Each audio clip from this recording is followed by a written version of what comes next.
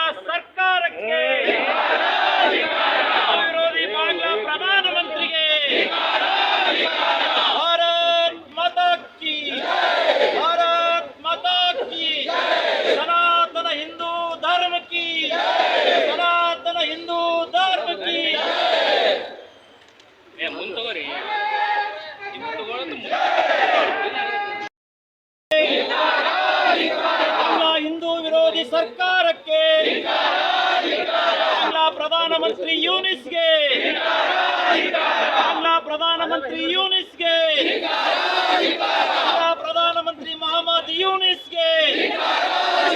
कृष्णा दास जी तुम आगे बढ़ो, कृष्णा दास जी तुम आगे बढ़ो, कृष्णा दास जी तुम आगे बढ़ो। भारत माता की, सनातन हिंदू धर्म की, सनातन हिंदू धर्म की, भारत माता की। ಹಿಂದೂಗಳು ಯಾರು ಕುರಿಗಳಲ್ಲ, ಹಿಂದೂಗಳು ಯಾರು ಕುರಿಗಳಲ್ಲ। बोलो भारत माता की जय, बोलो भारत माता की जय।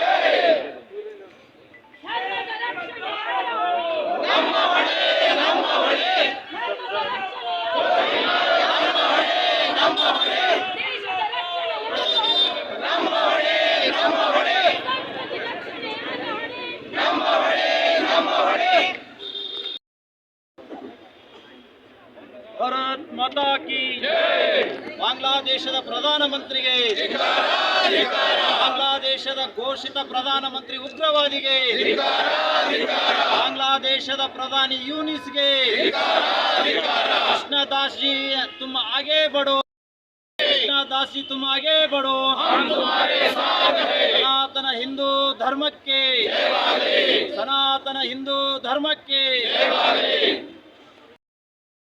ಕಲಬುರಗಿ ಮಹಾನಗರದಲ್ಲಿ ಹಿಂದೂ ಹಿತರಕ್ಷಣಾ ವೇದಿಕೆಯಿಂದ ಬಾಂಗ್ಲಾದೇಶದಲ್ಲಿ ಆಗುವಂತಹ ಹಿಂದೂಗಳ ಮೇಲಿನ ಹಲ್ಲೆ, ಅನ್ಯಾಯ, ಕೊಲೆ, ಸುಲಿಗೆ ಮತ್ತು ಬಾಂಗ್ಲಾದೇಶ ಇಸ್ಕಾನ್ ಸಂಸ್ಥೆಯ ಚಿನ್ಮಯ ಕೃಷ್ಣದಾಸ್ ಜಿ ಸ್ವಾಮಿಗಳಿಗೆ ಅರೆಸ್ಟ್ ಮಾಡಿದ್ದನ್ನು ಖಂಡಿಸಿ ಇವತ್ತು ಬೃಹತ್ತಾದಂಥ ಪ್ರತಿಭಟನೆಯನ್ನು ಮಠಾಧೀಶರು ಮತ್ತು ನಾಗರಿಕರ ಮುಖಾಂತರ ಮಾಡಿದ್ದೇವೆ. ಭಾರತ ಸರ್ಕಾರ ಬಾಂಗ್ಲಾದಲ್ಲಿ ನಡೆಯುವಂಥ ಹಿಂದೂಗಳ ಮೇಲಿನ ದೌರ್ಜನ್ಯವನ್ನು ಖಂಡಿಸುವುದಕ್ಕಾಗಿ ಮಧ್ಯಪ್ರವೇಶ ಮಾಡಬೇಕಾಗಿದೆ.